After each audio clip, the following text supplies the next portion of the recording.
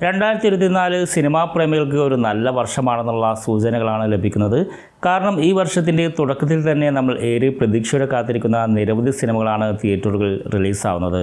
ഇതിൽ ഏറ്റവും പ്രധാനപ്പെട്ടത് നമ്മൾ ഏറെ പ്രതീക്ഷയോടെ കാത്തിരിക്കുന്ന മോഹൻലാൽ നായകനായിട്ടുള്ള മലൈക്കൊട്ട വാലിബൻ എന്ന സിനിമയാണ്.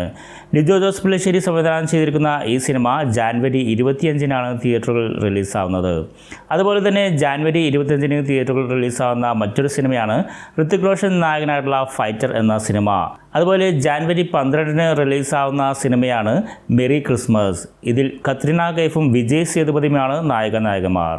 അതുപോലെ ധനുഷ് നായകനായിട്ടുള്ള ക്യാപ്റ്റൻ മില്ലർ എന്ന സിനിമ റിലീസാവുന്നതും ജാനുവരി 12-നാണ്. എന്നാൽ നമ്മൾ മലയാളികൾക്ക് ഏറെ പ്രതീക്ഷ നൽകുന്ന ഒരു സിനിമയാണ് ജാനുവരി 11-ന് റിലീസാവുന്നത്. ഇത് ജയറാമേട്ടൻ്റെ ഗംഭീരമായ തിരിച്ചുവരവ് ഉണ്ടാകുമെന്ന് പ്രതീക്ഷിക്കുന്ന എബ്രാം ഹൊസ്ലറാണ്. അപ്പോൾ ഈ സിനിമകളിൽ നിങ്ങൾ ഏറെ പ്രതീക്ഷയോടെ കാത്തിരിക്കുന്ന സിനിമ ഏതാണെന്ന് നിങ്ങൾക്ക് ഇവിടെ കമൻറ്റായി രേഖപ്പെടുത്താം.